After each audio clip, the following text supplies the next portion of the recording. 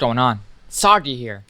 Today, we're going to have a nice special video of a quick guide of VR chat face tracking on which headsets to get, and a nice tier list of them.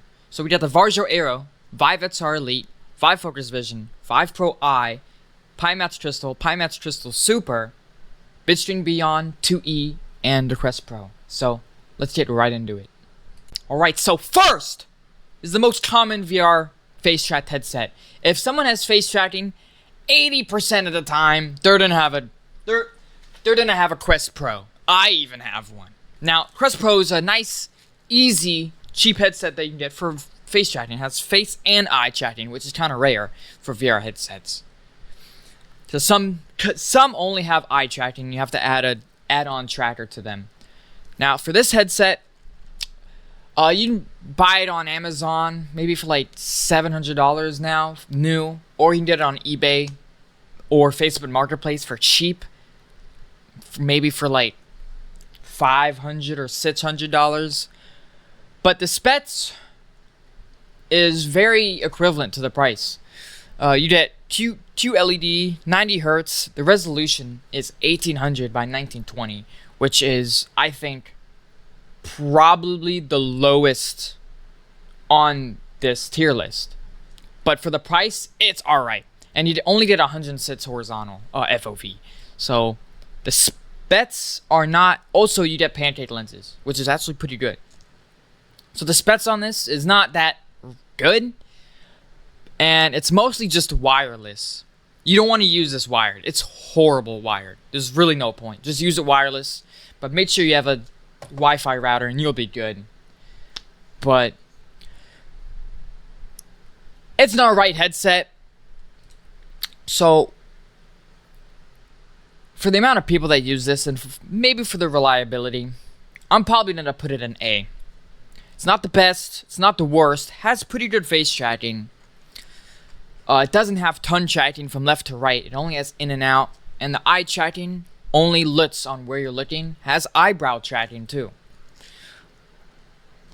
So I'll probably put it in A. And also the comfortability is actually, I hate it. Some people love it. Some people hate it. I despise it. Because all of the pressure is on this pad right here. And the pad just, all the weight just goes right onto it. It's horrible. I have to like keep shifting it within like 20 minutes. It's horrible. But I put it at an A. Alright, now we're on the Vive Focus Vision. Released out in 2024. This headset had a very rough start of when it was released. And unfortunately, I have one with me. When I got it, I actually pre-ordered this. Now this headset is starting at eye tracking, but you can get an additional face tracker for it separately, which some headsets don't do yet. They're mostly just eye, and then you have to get another face tracker, but this is on the company. Now, the problem with this headset is it uses Fresnel lenses. Fresnel lenses are pretty old headsets. You find Fresnel lenses on Quest 2, Vive Pro, and Vive Pro 2, and the Index. So it's not really good lenses. For $1,000, that's just embarrassing. It is very embarrassing. But resolution is 2448 by 2448, and I do believe the refresh rate can get up to 120 Hertz with wired. And FOV is 116 horizontal, but yet again, it's Fresnel lenses, so if you're trying to look to the side, it's going to be blurry as hell. But another issue with this headset is the software. Vive recently have just been absolutely horrible company. Don't put this me. Don't put it at me. Everybody knows Vive is just on a decline. It's pretty bad. I personally can't recommend this headset to like normal people because the Quest Pro, it can do everything this can, but better. Better lenses. Yeah, the resolution may be worse, but the lenses just make it a lot clearer. So it's kind of a yin and yang for headsets. But For a tier list, I'm probably gonna have to put it at a this is gonna be a rough run. I'm gonna put it at a C. It can work. It does have pretty good eye tracking. It doesn't have eyebrow tracking, which is kind of weird, and you miss a lot of emotion. But you do get tongue tracking left, right, up, and down with this face tracker. And their comfortability, for me, it's actually pretty good. Some people hate it, some people love it. I actually kind of like it, because this back piece just plants on your head. I'll probably give it a C, probably because the software can just either be good or just utterly trash, and then you just have to troubleshoot for like a week straight. But I'll give it a C. I'd rather get the Quest Pro than this. So, okay, next headset is the Vive Pro I. Now, the Vive Pro I, it's kind of an old headset, released in 2019, kind of old. Now, this, I have it right here, but it's not the Vive Pro I, it's just the Vive Pro. But it uses the same specs and everything, it just doesn't have eye tracking. Now, there are some good things, some bad things about this headset. Bad things about this headset is the price. On eBay, you can probably find it for like $1,100 or $800, depending on your luck. But it's around near the $1,000 mark for this headset. It has AMOLED, so it gets OLED, that nice crispy black, but the resolution is 1440 by 1600, which is worse than the Quest Pro. That's a bit insane.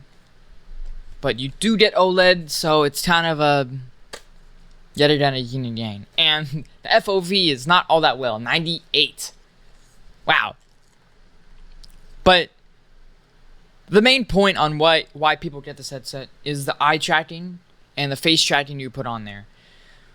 With the face tracking, you have to put a Vive face tracker onto it, or a Babble, depending on what you want. But it's mostly the Vive tracker, because the Vive tracker is the best face tracked module that you can put on a headset. It tracks super well, but they kind of canceled it, and now on eBay it's like $500 to $700. It's insane. While a Babble is like $190, but you don't get that. You don't get the nice Vive tracker, pristine. So, well, I'm probably gonna put this. Comfortability. It's like a Valve Index comfortability. It gets a nice bat strap here. It gets a DMOS and gets this. Look at those lenses. Wow. But it's super plasticky. It feels like a prototype. But in all, this headset, I'll probably give it a B. It has the best face and eye tracking of any headset, but it's also Lighthouse tracked. So you have to use Lighthouse controllers, and it's Lighthouse tracked, which means you have to spend more on controllers, maybe, and lighthouses, which may be a deal breaker for some people because 2 of these headsets are already inside out tracking, and this one uses Lighthouse. So I'll probably give it a B, because the specs for it are just pretty bad, but the eye and face tracking are perfect. So that's the Vive Pro I. But yet again, if other people try to use it with this, it's not really going to be good. Now, it is Lighthouse tracked, like the Vive Pro. And you can get this, link to the description, bitstream.com. Retail price is about $1,200 new, but it will take you by some margin like 5 months, but they are improving on the delivery time. Now, what this does has micro OLED pancake lenses, which is not like these headsets. Quest Pro has pancake, but it has 2 LED. Vive Pro I has AMOLED, but it uses Fresnel. This uses pancake and micro OLED, which has those inky blacks, and the resolution is 2560 by 2560 on 75 hertz. I think, yeah. And on 90 hertz, I do believe is like 1980 by 1980. And the visible FOV is 108, pretty standard. But your eyes are gonna be so close to the lenses, you can probably get more into that. Now, comfortability. This headset gets hot. Like your face kind of like gets heated up since you're so close to the headset. And the comfortability, it tends to get sticky. Like it kind of like pushes your skin in, and it's kind of weird. And it relies on a back and a weird top strap, but you can probably get some customizations onto it. Why I would rate this? Oh, also, as an eye tracker headset, I do believe the worst on this list. The eye tracking is not it at all. By far, probably the worst eye tracked headset that I've tried on. But the weight and the specs on this headset are good, so it kind of overlays it. Well, I will put this, I'd probably put it, this is weird. This is a very unique headset. It's good for some people and it's bad for some people. Some people don't like it, some people love it. I kind of love it. It's not the perfect headset, but it gets the job done. Well, I'll put this, I'll put it as an A. Only because the eye tracking is not it, and there is some comfortability that kind of ruins it a little bit. Also, it is lighthouse tracked, so you're gonna have to use lighthouses and their controllers for lighthouse. But I'll give it an A. Only reason eye tracking is the worst out of any of these headsets yet, and that's really about it. And the lenses like to fog up and have a lot of glare, but I'll give it an A. Alright, next up, the Vive XR Elite. Now, like all Vive headsets that came out after 2019, they just kind of suck. And unfortunately, I have it as well. Now, this comes with a bad strap and everything, but I don't want to put it on. I'm too lazy. Now, what this headset tried to be is like a Quest Pro competitor. It's inside-out tracking with its own headsets. The launch price was $1,100 for this. Has LCD, resolution is 1920 by 1920. It's not really all that well, but yeah, decent. It's alright. 90 hertz, 110 FOV, which is kind of decent. It's pretty decent. And it uses pancake, which I think is the worst pancake you can get physically on a headset. Now, for the size comparison, it's almost the same, actually very close of being a Bitstream Beyond, except actually the faceplate for it kind of extends it a little bit, so it's a little bit bigger than a Bitstream Beyond. Now, you do have to buy like a very specific face tracker that's like always out of stock, and it's like $270 for eye and face tracking. It comes stocked with nothing. No eye, no face. And when you're including that bat strap, these bend. These you have to bend, and it feels like it's gonna break.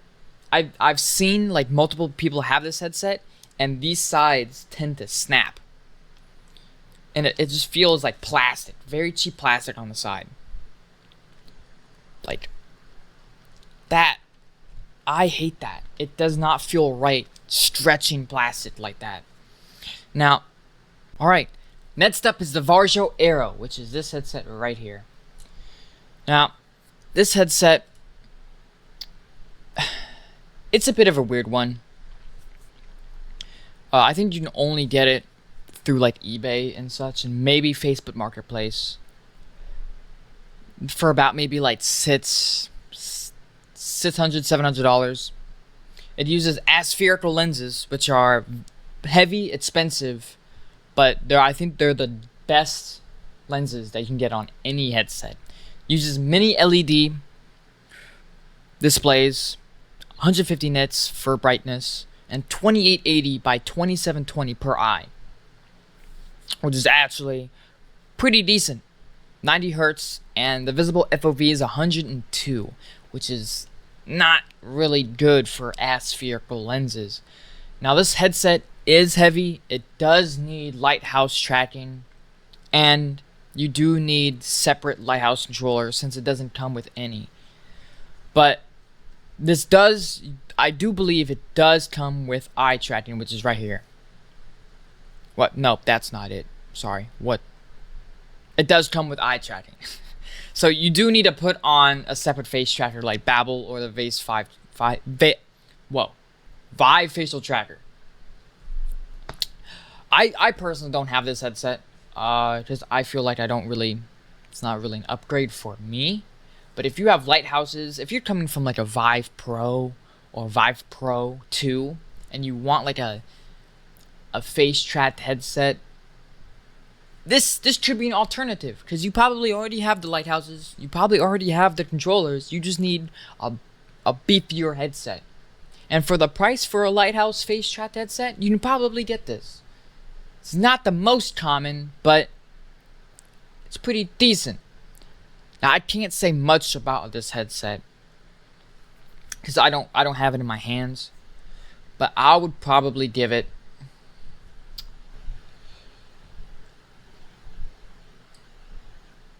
I think a B. I think above the Vive Pro I. Only reason is because the price, the lenses, and the displays are better than the Vive Pro I. Reckon it doesn't get OLED, but it does get those nice spherical lenses, and that resolution is pretty good. So I'll give it a B. I don't know about comfortability, but apparently I've heard that it's pretty heavy, but it's pretty comfortable. But I think people love it and hate it at the same time. But I think it'll deserve it a B, definitely. Top B. Next up will be the Pimax Crystal OG, which is this headset. Okay, well, it's the second one. So, with the Pimax Crystal, it is a standalone and PC wired headset. Now, I've heard a lot of bad things about the software, since it has to have the battery on the back to even be wirely operated to the PC, which is just kind of weird. Also, the price for like $1,000 on eBay is kind of iffy. But you do get aspherical lenses. I think pretty good aspherical lenses too. Pimax makes really good lenses. QLED, so you get nice local dimming.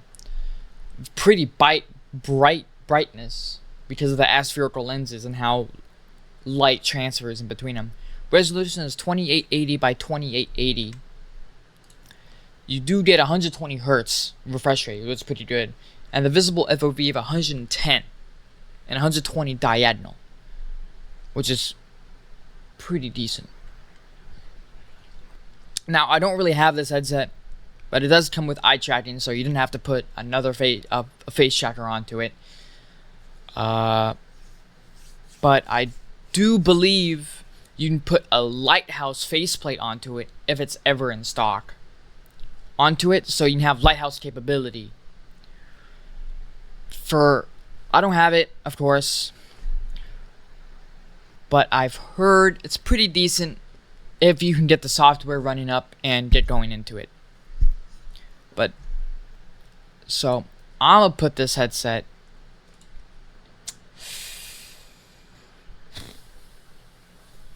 I think a low B. only because of the software can be really bad on it. That software can be really iffy. The eye tracking is pretty good. It does share the same, you can put the same model as the Vive Pro eye eye tracking onto it. It's just, it doesn't work with Steam VR always. It's I'll put it as a low B. It's a good headset, but it has some issues. And it's also like a very big headset. It's gigantic. But I'll put it as a low B. Alright, next up is the Samsung SR. Now this recently just came out, like 2025. Like late 2025, October 30th. Actually no, November 3rd. But this headset is one of the more expensive headsets on this list, of around like $1,800 without controllers and $2,048 with controllers.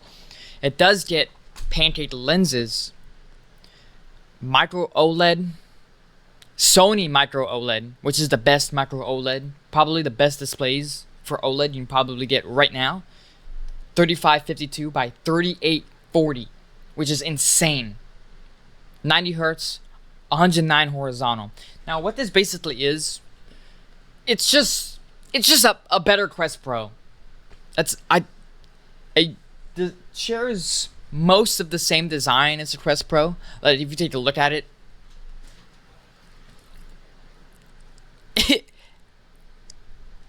it's pretty similar. Now of course these are modded, and the battery pack on the back for the Quest Pro is modded, but it's a pretty similar headset, just way better. It uses virtual desktop, but the eye tracking is a bit iffy on it. But in terms of everything that it has on it, the nice visible eye and face tracking, so you don't need to put on anything onto it. Oh, I didn't even show the specs. Wow, okay. Here it is. Micro OLED pancake, $1,800 without, 2048 with controllers, 3552, 3840, 90 hertz, and 109 horizontal. Now, will I put this as probably a mid-A. I'll give it a mid-A. Actually, a high A.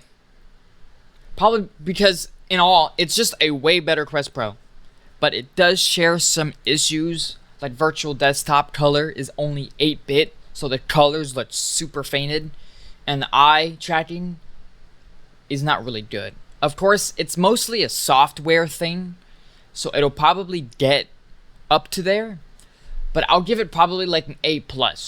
It's right there to S tier. They just have to fix the eye tracking, and it'll probably get up to S. That's the Samsung SR. Now, next up is the Pimax Crystal Super. Pimax Crystal Super is around $1,735 with controllers, but they did just release a Lighthouse faceplate, which means you can use Lighthouse with it, but they haven't shipped it yet. It has the best aspheric lenses yet, QLED, 280 nits, which I do believe is the brightest headset yet in any headset. 3840 by 3840, which is the highest resolution a VR headset has accomplished. But what this headset can do, for example, I have it. I love this headset. This headset only has eye tracking, so you have to put a face tracker onto it. I put a Vive face tracker onto it, so it has that nice face tracker onto it. What you can do with this headset is you can take off the front faceplate, which is modded. Studio Form makes a bunch of VR mods, but what you can actually do with it, hold on, this takes a little bit. It kind of hurts my fingers taking it off. Ow! Hold on. Shit. Hold on. Some technical difficulties. It's... Okay, it's not coming off. Hold on. Hold on. Let me... Hold on. I thought there was another... Okay, here we go. You can actually take off the module. So, they sell separate modules, 57 ppd, 50 ppd, ultra wide, and soon to be micro OLED separately from the headset.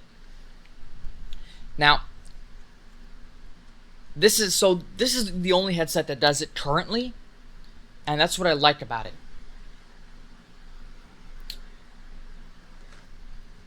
Now, what that means is they can probably add some like future modules to it or upgrade it as time goes on, which is really cool. So it's very future-proofed for the future, of course. That's in the name. But yeah, it's very comfortable with the Studio 4 mods. You did a top strap. You get counterweights on the back. So it's a very nice, comfortable headset. I'll put this down right here. Oh, okay. It's kind of angled. So for the 50 ppd, which I have, it has 127 horizontal. 50 ppd, I do believe, is 108 horizontal, and the ultra wide, sorry, 57 ppd can go up to 120, and the ultra wide can go up to 140 FOV, which is really high.